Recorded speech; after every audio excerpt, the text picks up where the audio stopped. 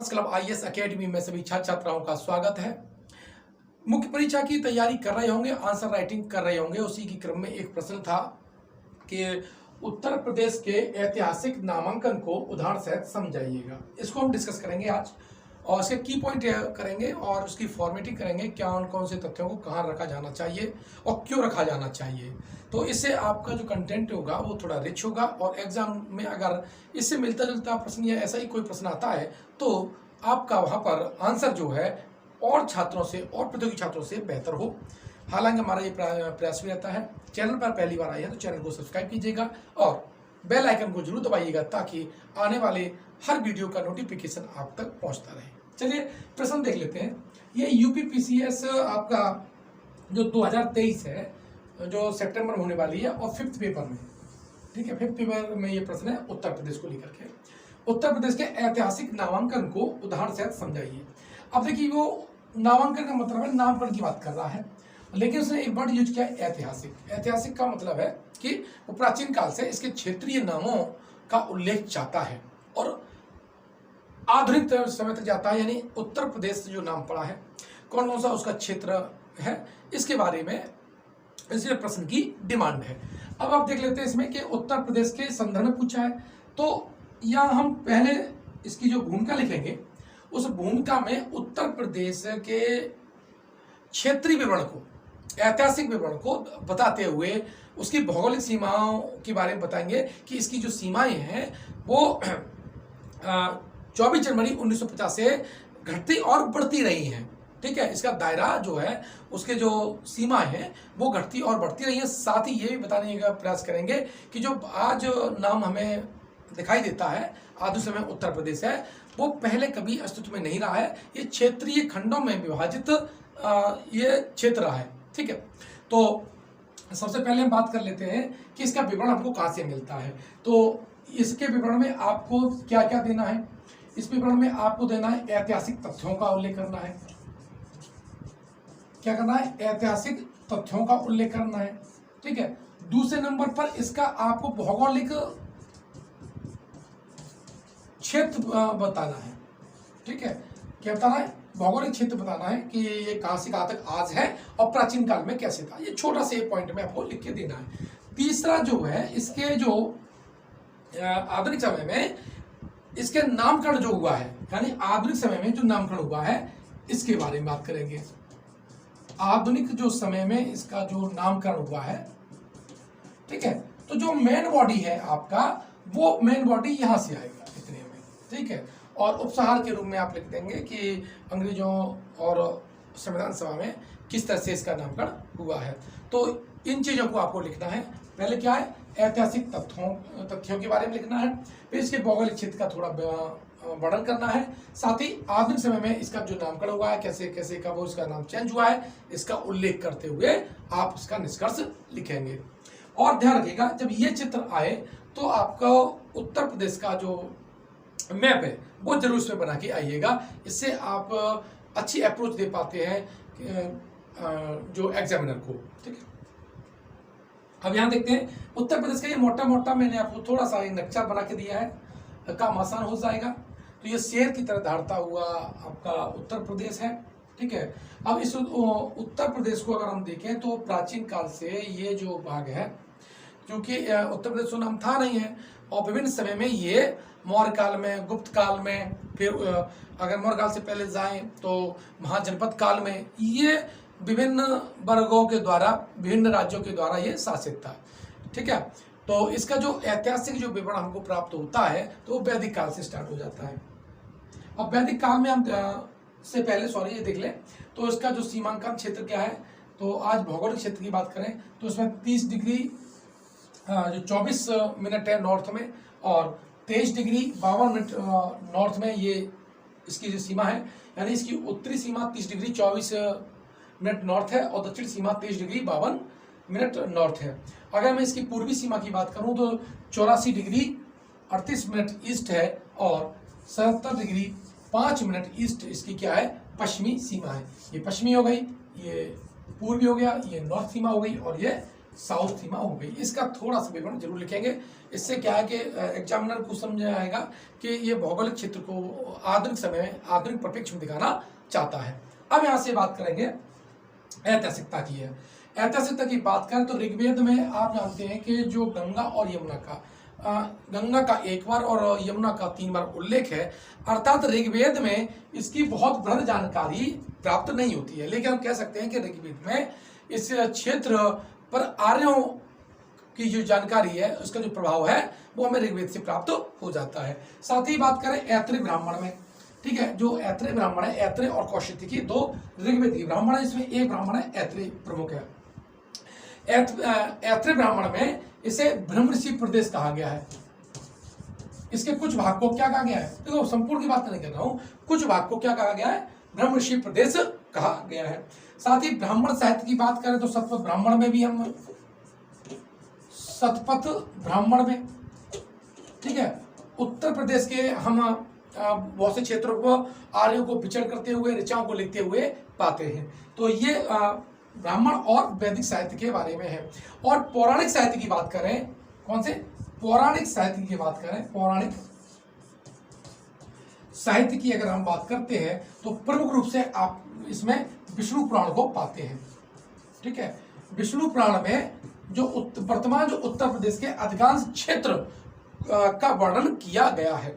तो इस तरह से आप जो साहित्य में इन बातों का उल्लेख करते हुए इसको लिखेंगे, ठीक है।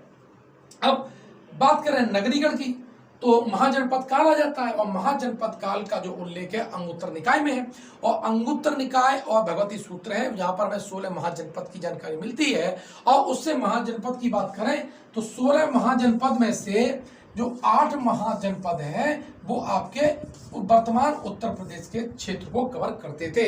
अर्थात जो वर्तमान उत्तर प्रदेश है उसके बहुत सारा जो क्षेत्र है वो 8 महाजनपद के अंतर्गत आता था। तो क्रमबद्ध तरीके से आप इसको समझाते रहेंगे। एक तो क्षेत्रीय विवरण भी हो गया, दूसरा ऐतिहासिक विवरण ऐतिहासिक तथ्यों और ग्रंथों के साथ चल रहा है आपका। अब इसके बाद जो मेन बॉडी पे आप लिखते आते हैं तो आ जाता है मौर्य काल। मौर्य काल की हम बात करें तो मौर्य काल में देखो ये आपको इंडिका, ये पुस्तक है मेगास्थनीज की है, ठीक है। कौटिल्य का अर्थशास्त्र है, ठीक है, कौन सी है, अर्थ इंडिका हो गया, अर्थशास्त्र हो गया है। तो मौर्य काल में तो देखिए जो इंडिका है, इंडिका में जो 7 वर्ग हैं लोग वो जातियों का वर्ग करता है। और उत्तर प्रदेश के गांव में आज भी कहते हैं कि इस गांव में 7 जाति रहती हैं, ठीक है। तो ये 7 जाति का जो कंसेप्ट है यही बात इंडिका में भी लिखी गई है कि भारतीय समाज है वो 7 भागों में विभाजित है।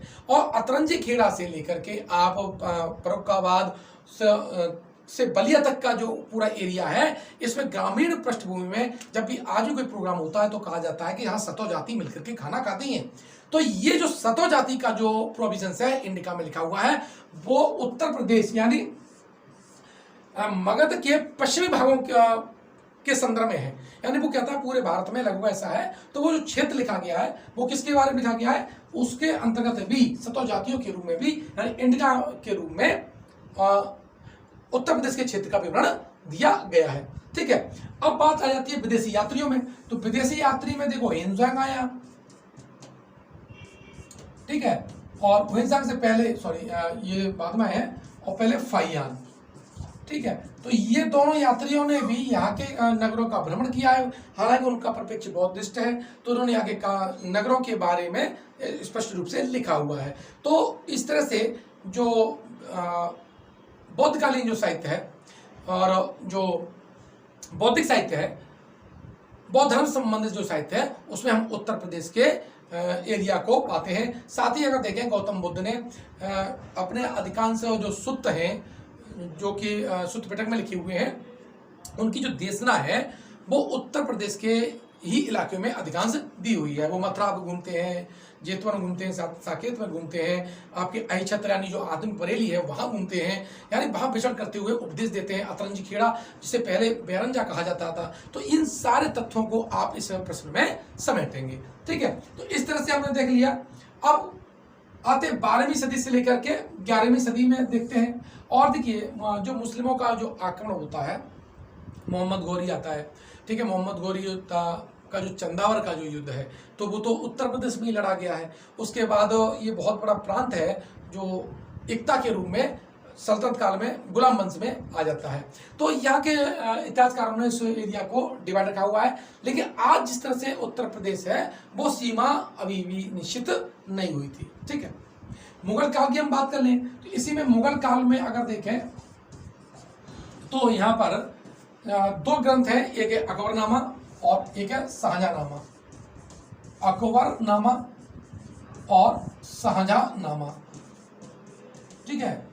और इन दोनों ग्रंथों में, किसमें, अकबरनामा में और शाहजहांनामा में उत्तर प्रदेश के बृहद क्षेत्र का वर्णन किया गया है। और साथ ही बात करें बाबर जो लिखता है तुजुक ए बाबरी,